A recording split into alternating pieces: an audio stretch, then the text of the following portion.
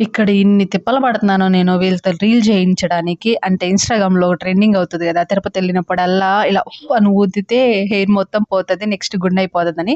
ఆ రీల్‌కొచ్చిన తిప్పలు. బట్ వీళ్ళ చేత అయితే నా వల్ల కాదులే అనుకోని ఇంకా గుండు చేయించుకోవడానికైతే వచ్చేసాము ఇక్కడ.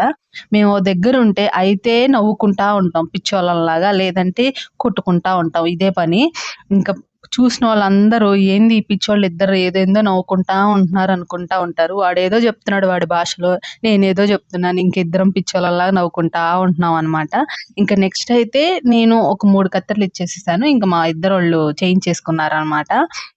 ఈ కార్ ఇంటి దాకా గూడా ఎళ్ళిద్దో లేదో నాకైతే డౌటే. ఎందుకంటే మా వాడికి ఎప్పుడు ఎక్కడ ఏ బొమ్మలు కొనిపెట్టినా అయి అక్కడి వరకే పరిమితం అనమాట. ఇంటి దాకైతే జారవు అనగా. ఇంక మా వాడికి ఎంత చిరాకంటే అసలా తడి తగిలినా, ఒంటి మీద ఏదన్నా ఉన్నా అది తీసేదాకా ఊరుకోడు. ఇంక మొత్తం రెడీ అయిపోయి ఇక్కడ చెయ్యకూడని మిస్టేక్ ఏంటంటే తిరుపతి క్యూ లైన్ అంటే ఫ్రీ దర్శనానికెళ్ళేటప్పుడు శారీ మాత్రం కట్టుకోమాకండి.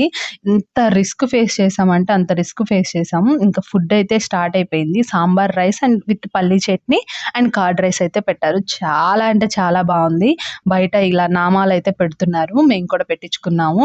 మా వాడికి ఇంట్లో నేను పెట్టడమే అనుకుంటే ఇంక బయట మా అత్త ఎంత సేపు చేశాడో అసల.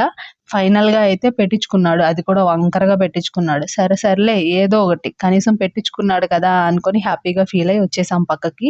ఇంకా మేము బుక్ చేసుకున్న టీటీడీ రూమ్స్ అయితే కన్ఫర్మ్ అయిపోయినియి. మేము రెడీ అయిన తర్వాత ఈ లగేజ్ అంతా రూమ్‌లో పెట్టేసి ఇంకా దర్శనానికైతే స్టార్ట్ అయిపోయాము.